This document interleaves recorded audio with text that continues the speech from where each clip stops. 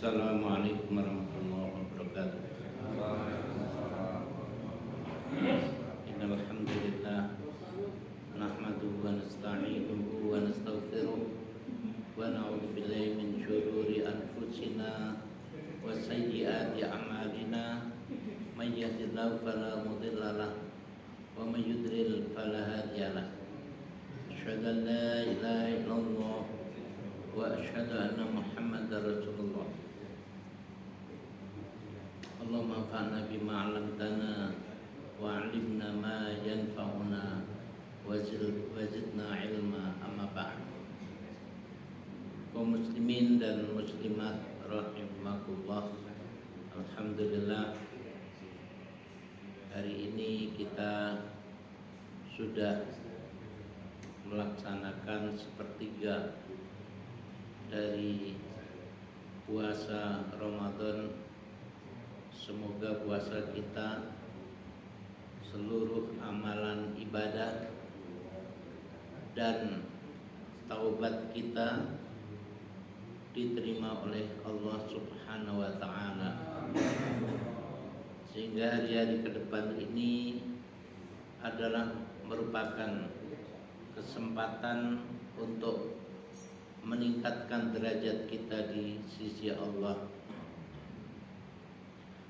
Pada kesempatan sore hari ini, saya insyaallah akan menguraikan makna dari nama-nama bulan Ramadan.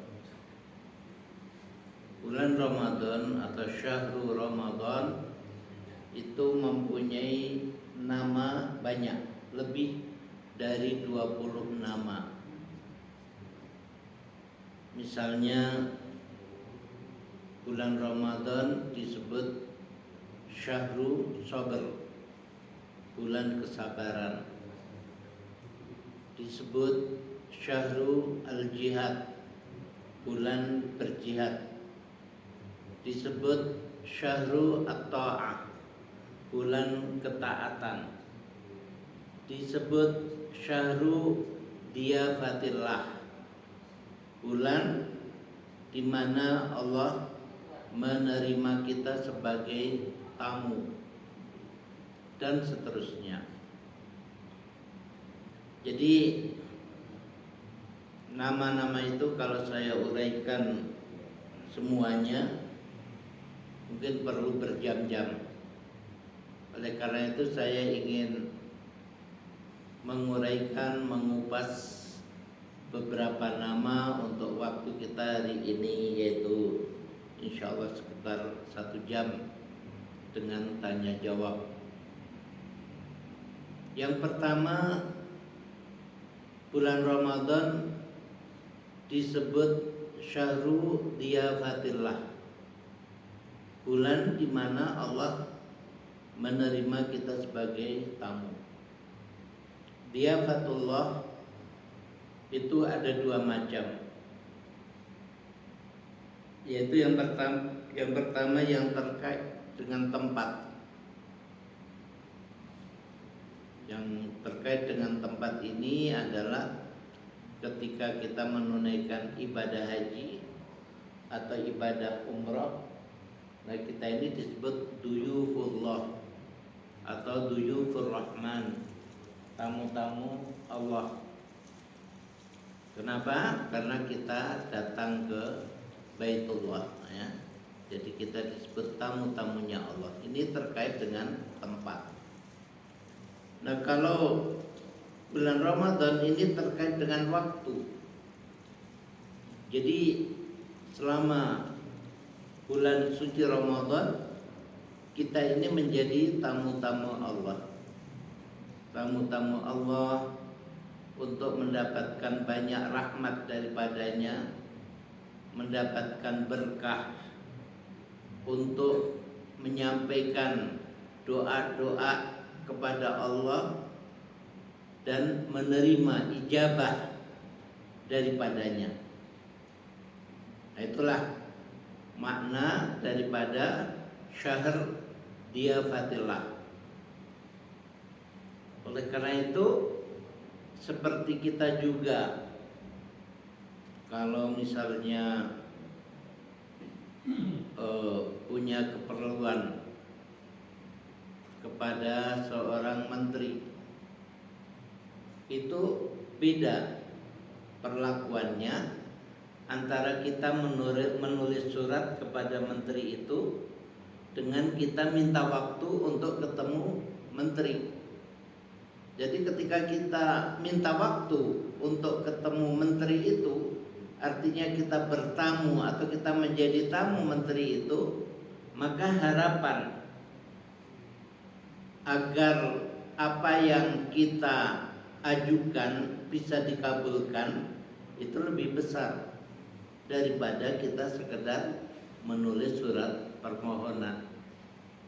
Nah, begitu pula di bulan Ramadan ini, di mana Allah Subhanahu wa taala mengijabai berbagai permohonan orang yang berpuasa, sebagaimana Allah juga membukakan pintu maaf seluas-luasnya, maka ini menjadi satu momentum itu bahasa Jerman ya, kalau bahasa Arabnya Fursah. Saya kurang jelas ini kalau bahasa Indonesianya apa. Yang jelas makna daripada fursah dalam bahasa Arab atau momentum dalam bahasa Jerman itu adalah kesempatan yang terbatas, di mana kalau kesempatan itu hilang maka sudah hilang, gak bisa kita tarik lagi. Itu namanya fursah ya. Jadi fursah kesempatan. Tapi kalau kesempatan dalam bahasa Indonesia ya mungkin lebih longgar ya, namanya kesempatan dalam bahasa Indonesia. Tapi kalau bahasa Arab, bahasa Jerman ini maknanya sama. Suatu kesempatan yang ada pada waktu tertentu dan akan hilang setelah itu, sehingga menjadi keharusan orang-orang yang beriman untuk memanfaatkan fursah atau momentum ini. Jangan sampai momentum atau fursah itu lewat sedangkan kita tidak mendapatkan manfaat. Makanya dalam satu riwayat disebutkan bahwa Ramadan itu siapa yang diharamkan untuk mendapatkan berbagai kelebihan yang ada di bulan itu, maka kita telah diharamkan. Maksudnya apa? Maksudnya ya kalau kita tidak bisa mendapat manfaat dari berbagai fadilah, keutamaan-keutamaan yang Allah berikan di bulan Ramadan itu, maka kita ini termasuk dalam bahasa Arab juga disebut menjadi orang yang syaki ya. Syaki itu lawan daripada sa'id ya. Kalau sa'id itu artinya bahagia, kalau syaki itu artinya celaka. Jadi celakalah orang yang bulan Ramadan lewat tapi dia tidak mendapat manfaat dari bulan Ramadan itu, karena tadi yang namanya fursah atau momentum itu dibiarkan lewat begitu saja tanpa dia berusaha untuk mendapatkan manfaatnya. Jadi nomor satu adalah syahr diyafatillah, bulan di mana kita menjadi tamunya Allah. Yang kedua, bulan Ramadan juga disebut syahr as-sabr, bulan kesabaran. Nah, kita selama berpuasa itu dituntut untuk bersabar Jangan sampai terjadi pertengkaran antara kita dengan saudara-saudara kita. Sehingga di dalam hadis yang diriwayatkan oleh Imam Bukhari, Rasulullah berpesan, seandainya ada orang memprovokasi kamu, mengajak bertengkar, maka katakanlah inni shaim, aku sedang puasa, aku sedang puasa. Ya, di luar bulan Ramadan mungkin kita tersinggung, marah ya. Tapi bulan Ramadan kita harus menjaga jangan sampai tersinggung atau marah. Ini sama juga dengan haji umroh. Ketika haji umroh itu kita harus sabar.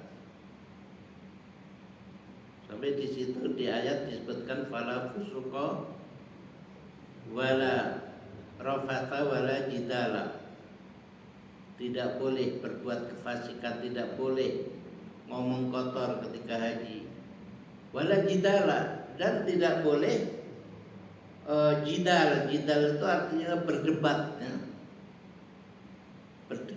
Berdebat karena masing-masing mempertahankan pendapatnya sampai seperti orang bertengkar. Itu dilarang ketika kita haji. Kalau dilanggar gimana? Kalau dilanggar bisa jadi haji kita tidak diterima oleh Allah.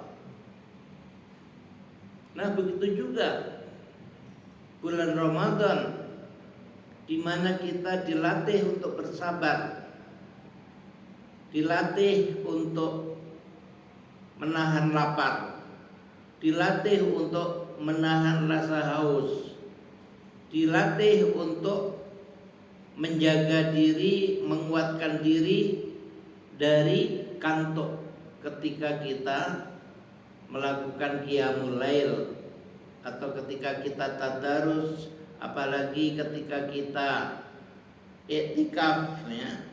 I'tikaf ini sebenarnya yang terpenting adalah malam hari. Ya, malam hari itu yang sangat penting bagi setiap orang yang i'tikaf. Malam hari itu hendaknya dihidupkan. Bahkan Rasulullah Shallallahu Alaihi Wasallam ketika beliau aktif i'tikaf, beliau tetap mengontrol istri-istrinya yang tidak ikut i'tikaf agar istri-istri itu menghidupkan malam hari. Ya, meskipun tidak i'tikaf di masjid, maka Nabi selalu berpesan, selalu berusaha agar istri-istri yang di rumah tetap menghidupkan malam hari. Nah, di situ kita dilatih untuk sabar. Sabar menghadapi rasa kantuk. Ya, kita boleh saja selama i'tikaf ya, misalnya bawa bekal kopi yang pekat ya, itu mulai ngantuk, minum 1 cangkir ya, boleh. Gak tahu masjid membolehkan enggak, jamaah bawatir masjidnya membolehkan ya. Jadi boleh kita membawa apa saja, kurma dan lain sebagainya untuk jadi camilan, sehingga ketika kita mulai ngantuk ya, kita bisa atasi dengan camilan atau dengan minuman hangat dan lain sebagainya. Tapi intinya bahwa kita disuruh sabar untuk menghidupkan malam hari. Makanya ya, kalau kita sudah dilatih untuk bersabar, apalagi kita menghadapi orang yang memprovokasi kita untuk bertengkar. Kita harus tahu diri.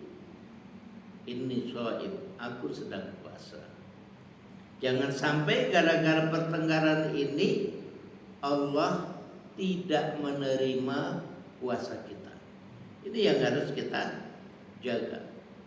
Jadi bulan puasa itu ada syahrul sabr, bulan kesabaran. Kemudian bulan puasa juga disebut syahrul al-jihad, bulan jihad fi sabilillah. Bagaimana? Bukankah kita dalam keadaan lapar? Masa dalam keadaan lapar kita berjihad? Faktanya seperti itu. Jihad yang pertama kali terjadi di Islam, yaitu perang Badar, itu terjadi di bulan Ramadan tahun kedua Hijriah. Ya, itu jihad yang pertama, bulan Ramadan tahun kedua Hijriah. Waktu itu jumlah para sahabat hanya 300 lebih dikit, 300 sekian belas. Sedangkan pasukan musyrikin jumlahnya ada 1000. Kalau nggak salah pasukan berkudanya aja ada 300-an. Satu perbandingan ya yang sama sekali tidak imbang. Ditambah persenjataan umat Islam yang sederhana, sedangkan kaum musyrikin persenjataannya lengkap, bekalnya lengkap. Umat Islam bekalnya sangat terbatas. Lalu pengalaman perang orang-orang musyrikin, pengalaman perangnya panjang, tapi umat Islam pengalaman perangnya terbatas. Dan mereka dalam keadaan puasa. Ternyata Allah memenangkan umat Islam sehingga 70 orang termasuk tokoh-tokoh penting seperti Abu Jahal, Abu Lahab, Umayyah dan lain sebagainya itu terbunuh di perang Badar. 70 orang terbunuh, 70 orang ditawan, akhirnya sisanya tunggang langgang, lari dari medan perang. Jadi mereka mengalami kekalahan yang telak menghadapi umat Islam. Padahal umat Islam sedang berpuasa. Nah, pada tahun 8 Hijriah di bulan Ramadan juga Rasulullah dan para sahabat mencaplok kota Mekah. Dan ini adalah merupakan gerakan cepat tanpa direncanakan. Waktu itu peristiwanya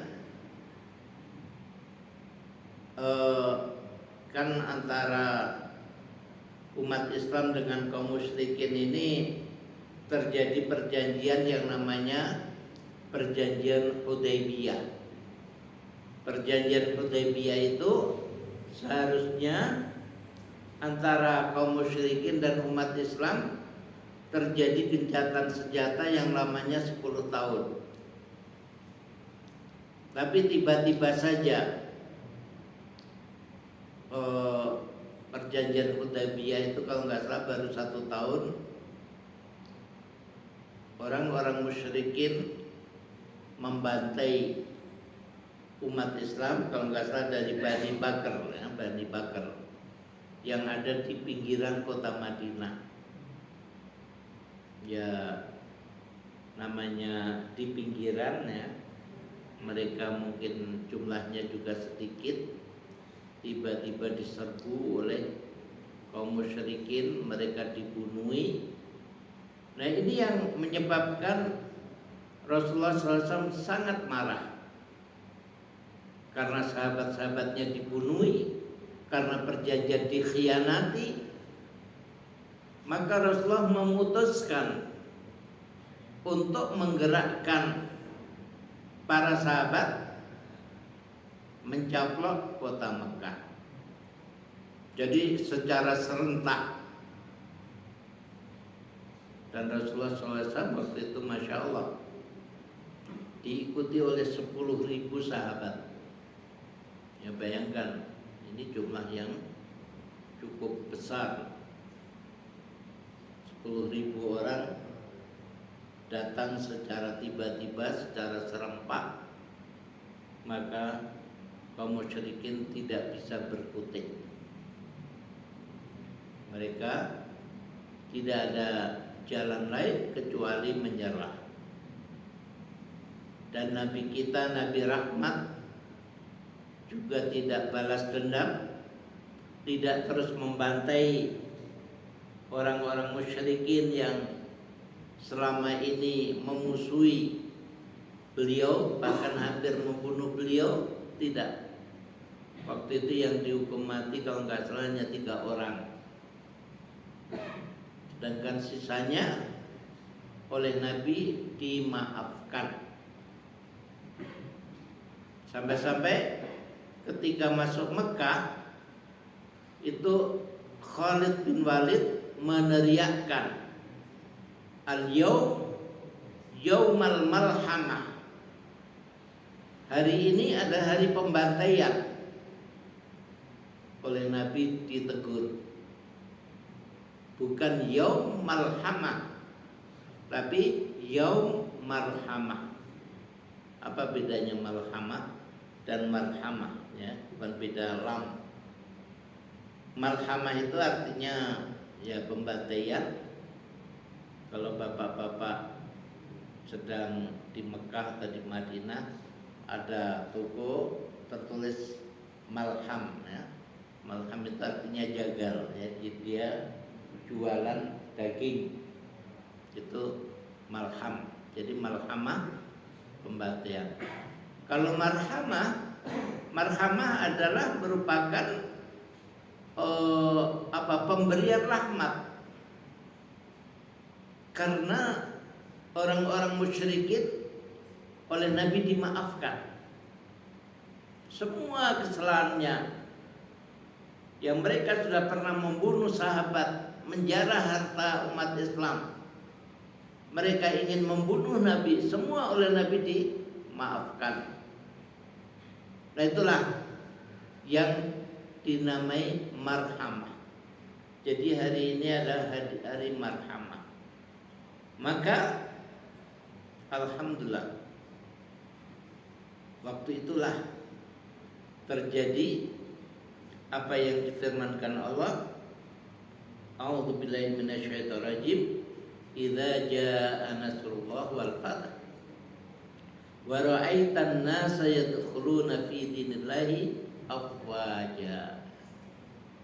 Wa ra'aitan nas, kamu melihat orang-orang, yadkhuluna, mereka masuk, fi dinillah, dalam agama Allah, dalam agama Islam, afwaja, secara berbondong-bondong.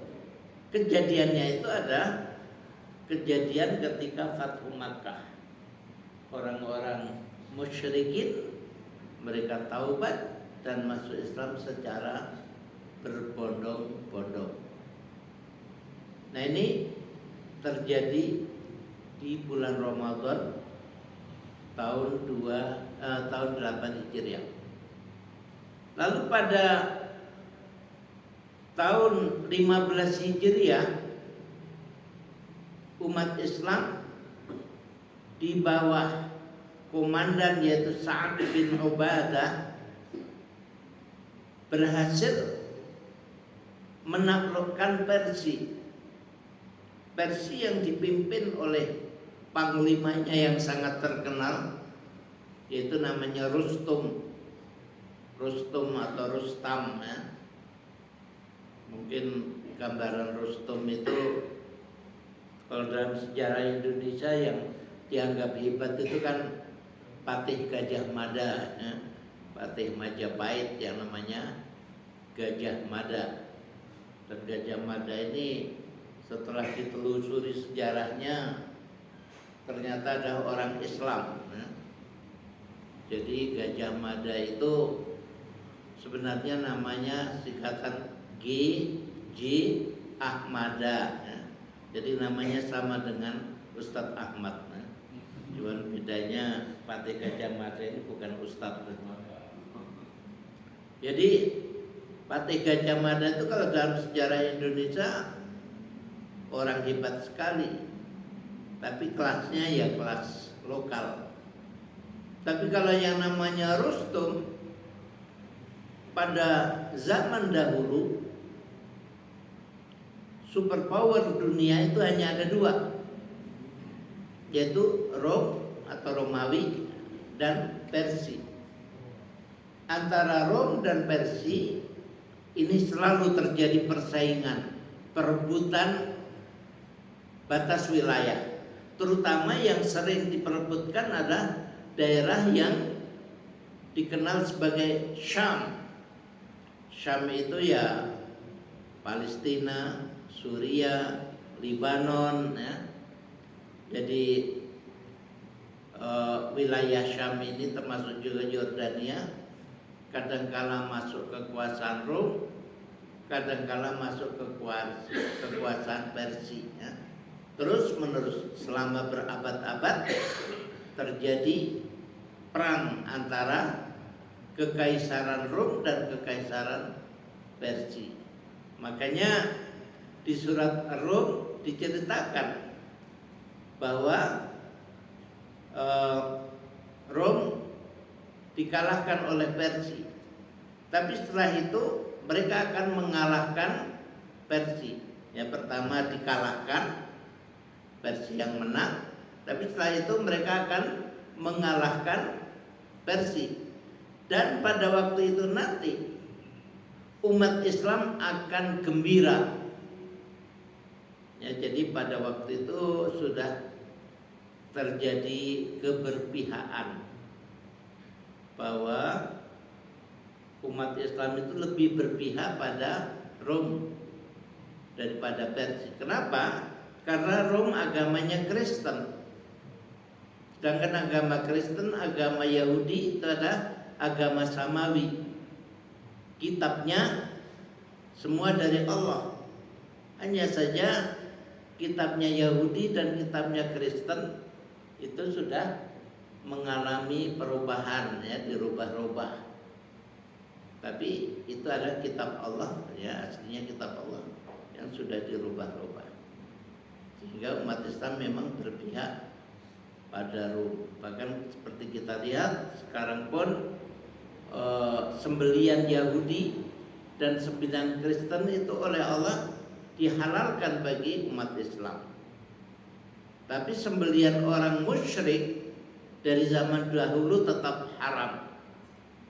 Nah, sedangkan Persia ini musyrik, menyembah api.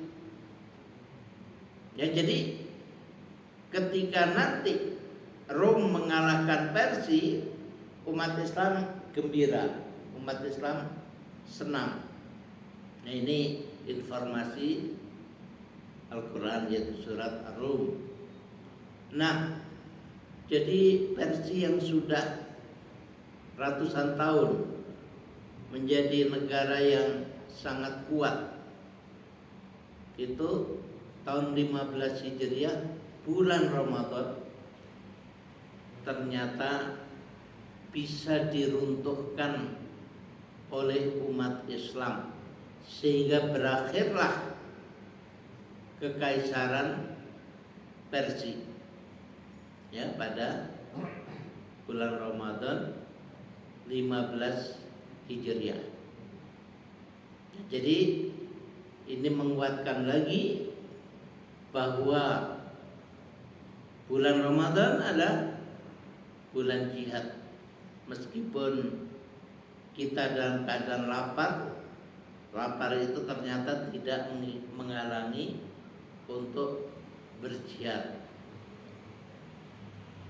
Bahkan lapar itu juga menjadi atau puasa itu menjadi sebab kedekatan kita kepada Allah. Karena kita dekat kepada Allah, maka pertolongan Allah lebih mudah didapatkan. Dan jihad fisabilillah ini di dalam hadis juga digalakkan untuk puasa. Kita berperang, tapi kita dianjurkan puasa. Karena orang yang puasa 1 hari saja ketika sedang berjihad, itu pahalanya lebih baik daripada dunia dan isinya.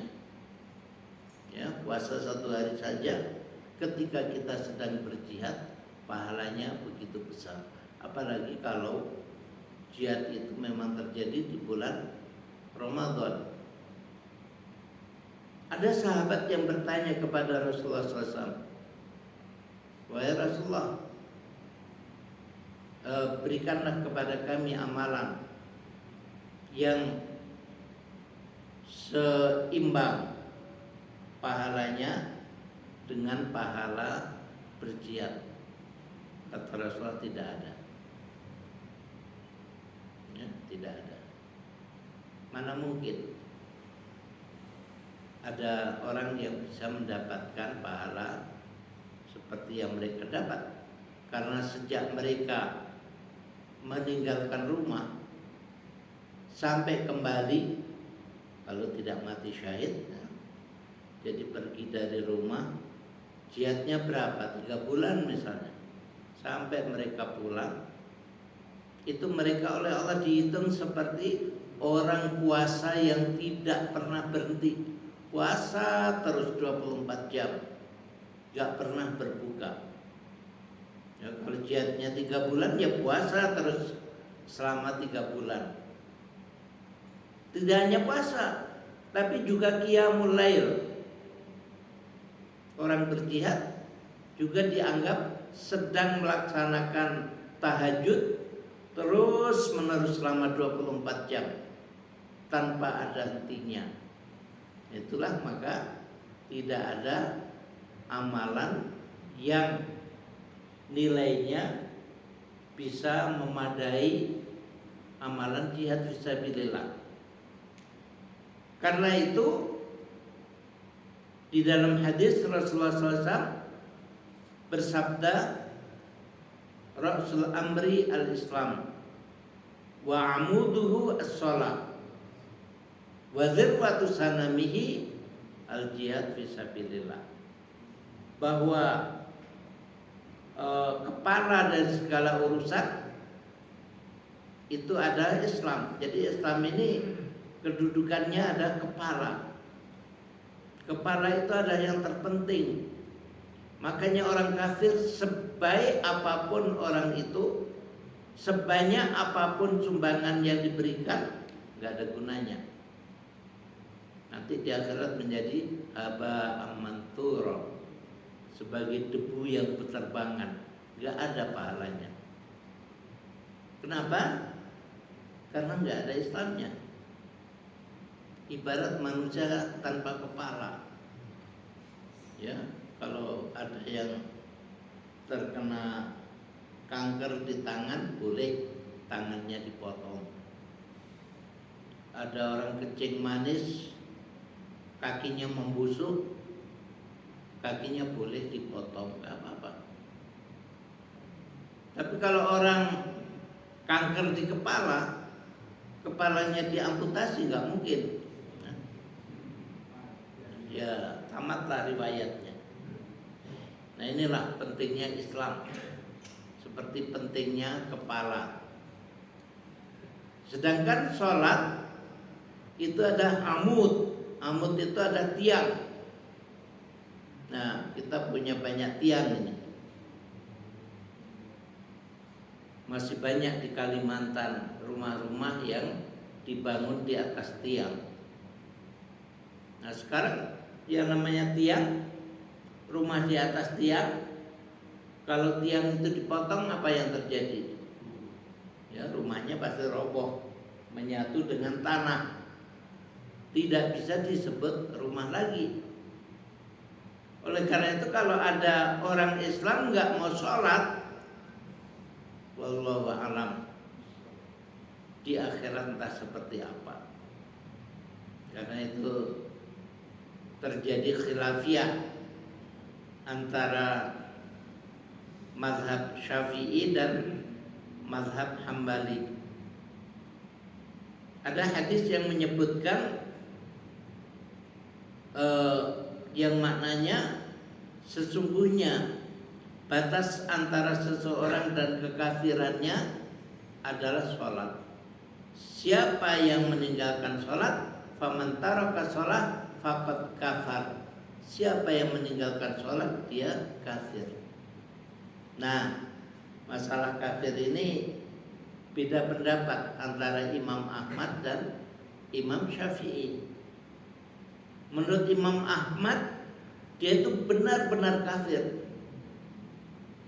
Karena itu kalau di Saudi yang mazhabnya Hambali, ada orang nggak sholat, jangan diharap kalau mati dia jenazahnya akan dikuburkan secara Islam. Jangan harap dia bisa mendapat istri, ya, karena nggak mau orang punya mantu kafir. Seperti kita juga pasti menolak kalau putri kita dilamar oleh orang kafir, ya. Nah, itu penilaian mazhab Hambali terhadap orang yang tidak sholat. Kalau Imam Syafi'i pendapatnya bahwa kafir di situ maksudnya kafir amali. Ya, kafir amali itu artinya amalannya sama dengan orang kafir. Orang kafir nggak sholat, dia juga nggak sholat. Tapi kalau secara akidah, bagaimana mau dikatakan kafir sedangkan dia masih mengimani tidak ada Tuhan selain Allah dan Muhammad adalah utusan Allah. Dia masih mengimani itu, hanya tidak sholat. Nah, sehingga di sini mazhab Syafi'i tetap menganggap orang itu ada orang Islam meskipun tidak sholat. Tapi kalau mazhab Hambali menilai orang itu ada kafir karena tidak sholat. Ya, jadi sholat adalah tiang daripada agama Islam. Kemudian wazirwatu sanamihi, bagian atas, ya, bagian yang tertinggi itu adalah jihad fisabilillah. Bagian tertinggi ini adalah merupakan perumpamaan bahwa yang paling mulia, yang paling bernilai, ya, kita punya masjid atau kita punya rumah. Coba kalau rumah kita itu tanpa atap, nah, apa yang terjadi? Cuman dinding, kanan kiri, depan belakang, atapnya nggak ada.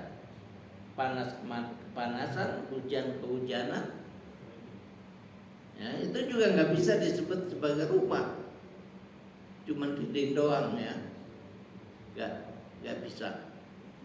Nah, yang menjadi bagian atas, bagian puncak ini adalah jihad fisabilillah. Artinya apa? Artinya jihad fisabilillah ini adalah amalan Islam, amalan dalam Islam yang mempunyai nilai tertinggi.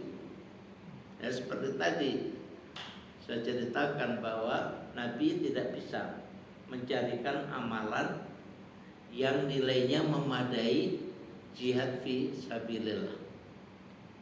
Ya, jadi jihad ini luar biasa. Bulan Ramadan syahr jihad, dan banyak sekali contoh-contoh jihad di bulan Ramadan yang tidak disangka-sangka umat Islam menang. Ya, masih banyak contoh.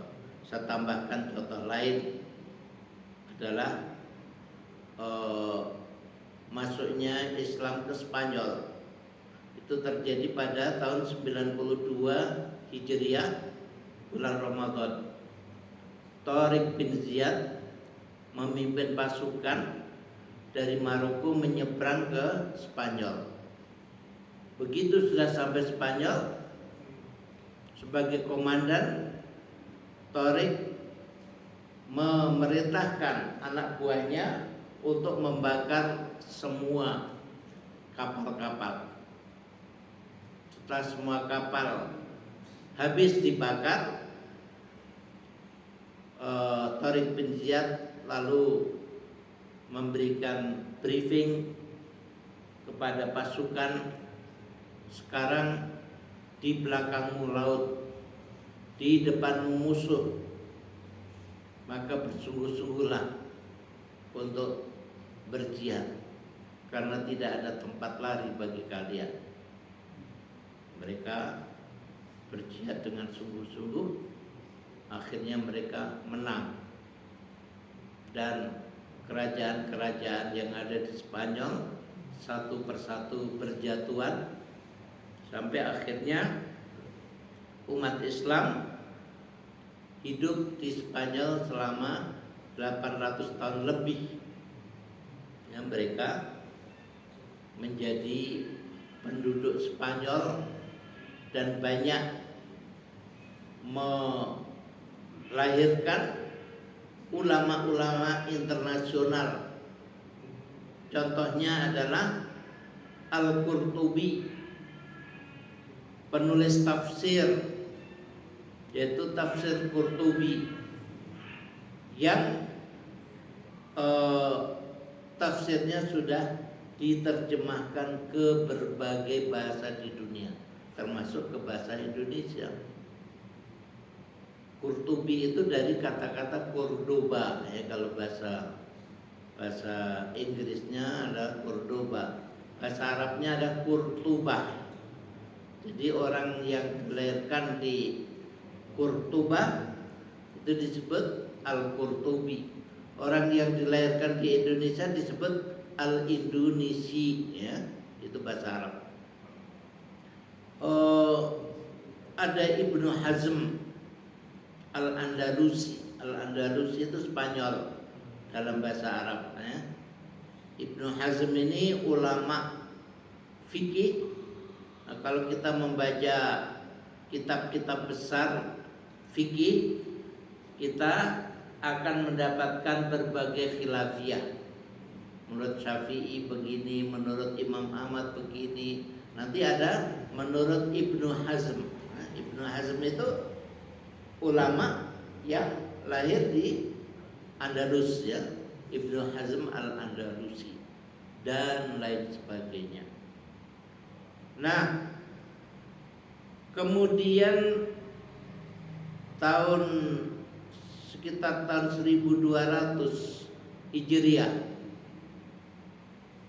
bulan Ramadan, itu untuk pertama kali Tatar dikalahkan oleh umat Islam. Ya, Tatar di bawah Genghis Khan. Ketika masuk ke wilayah Islam itu yang memimpin bukan Genghis Khan lagi, tapi cucunya yang namanya Hulagu, ya, Hulagu Khan. Hulagu Khan ini kejam luar biasa.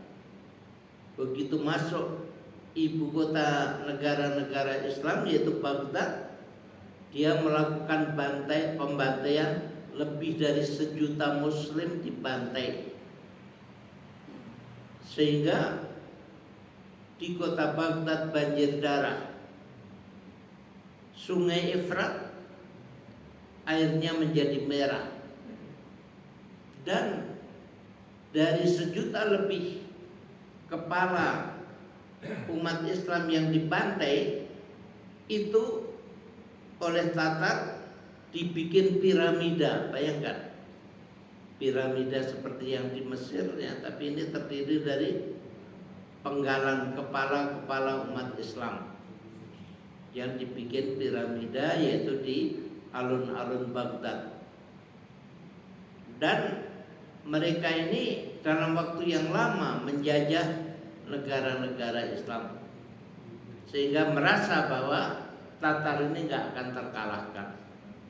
Sampai suatu ketika tahun 1200 ya, bulan Ramadan, umat Islam dipimpin oleh seorang panglima dari namanya seperti orang Turki ya, Muhammad Al-Qurtuz ya.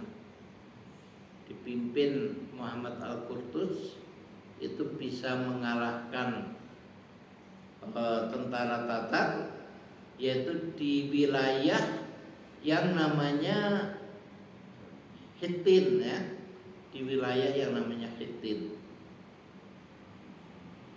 Itu 1200 Hijriah.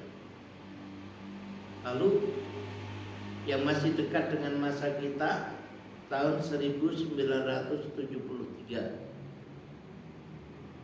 Waktu itu Israel membuat benteng atau tanggul yang namanya Bar-Lev ya. Bar-Lev itu nama seorang jenderal Israel yang punya ide untuk membuat benteng tersebut. Jadi pasir itu dibikin seperti gunung dan sangat panjang, yang tingginya 20-30 meter. Jadi menurut mereka, maka Mesir tidak akan berani lagi, nggak akan mampu untuk menyerang Israel karena adanya tanggul Bar-Lev. Tapi Allah memberi petunjuk kepada pemimpin Mesir, sehingga mereka waktu itu terpikir kalau mereka melakukan penyerangan waktu asar, mungkin Israel nggak mampu untuk mengelak, karena kan Mesir itu di barat ya, sedangkan Israel di timur.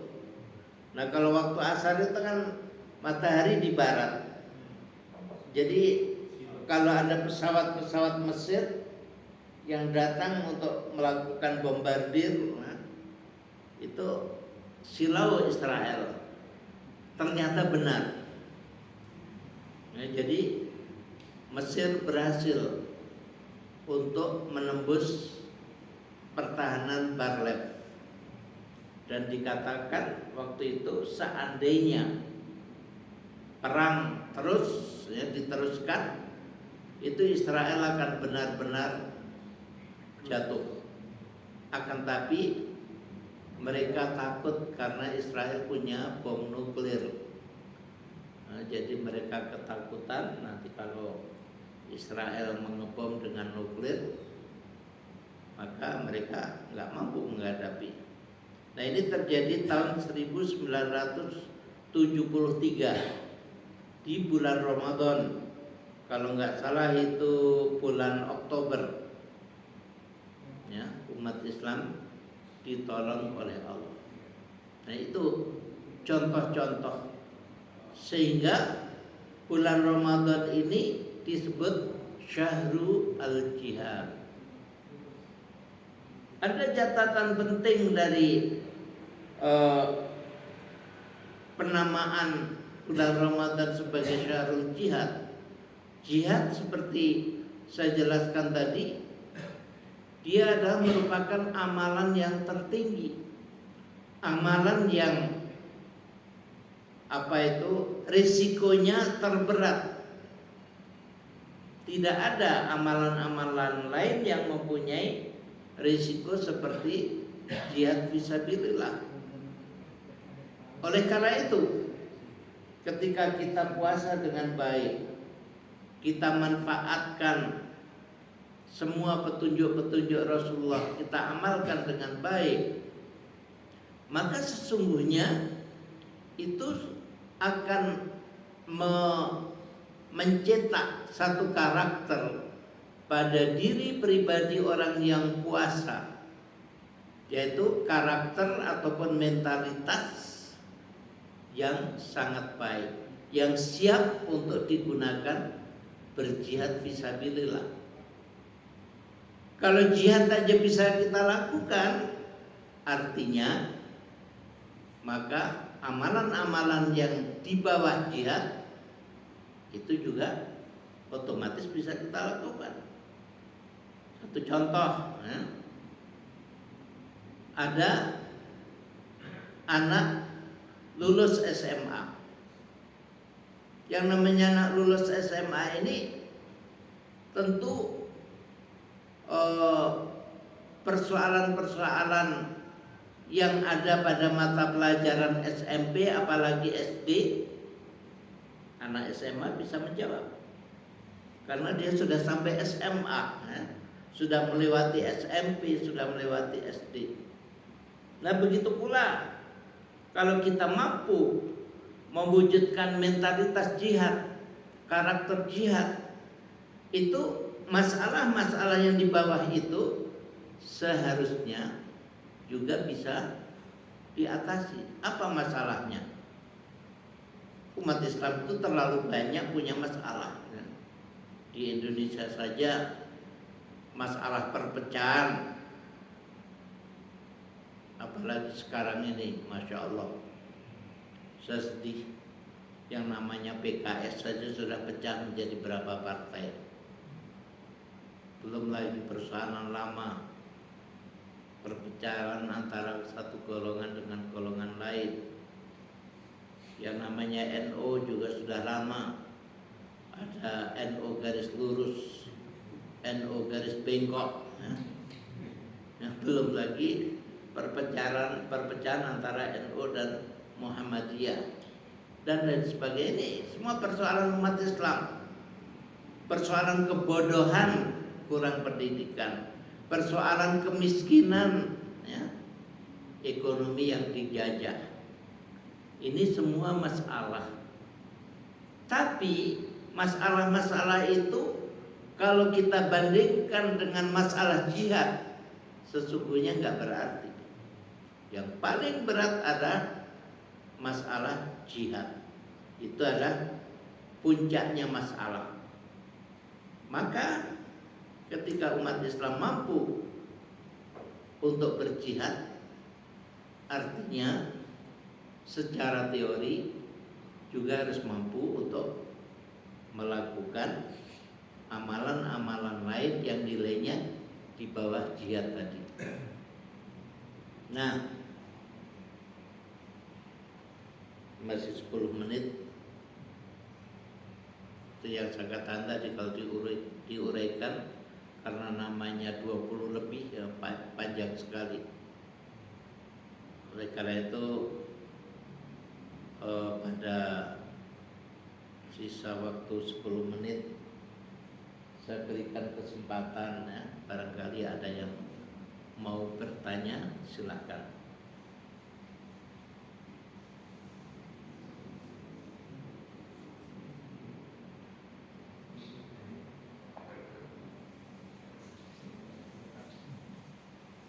Ya, silakan.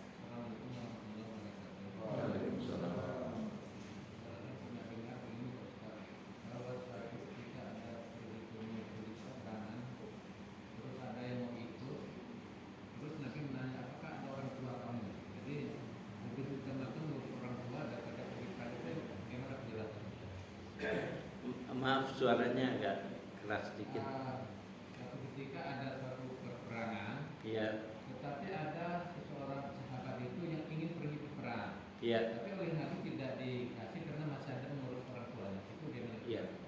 Iya. Assalamualaikum warahmatullahi wabarakatuh. Waalaikumsalam warahmatullahi wabarakatuh.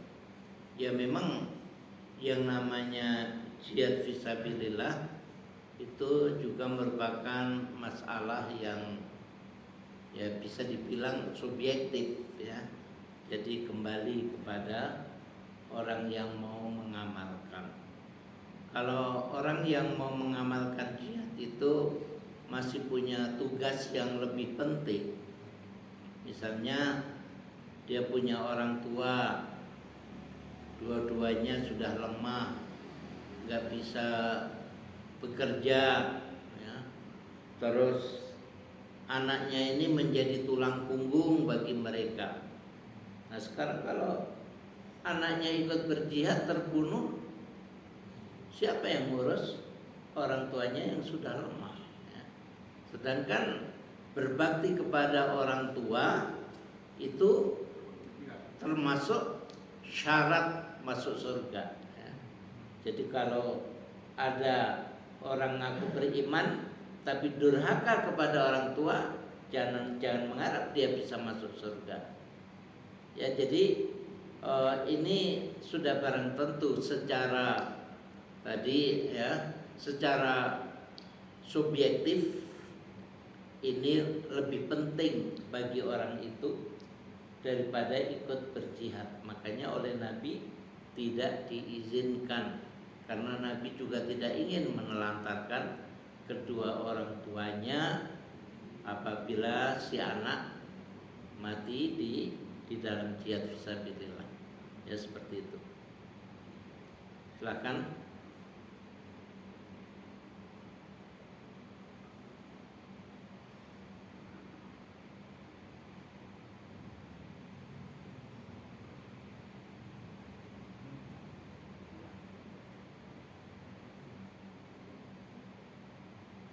Ya, ini buka puasanya belum disediakan kan Ustaz?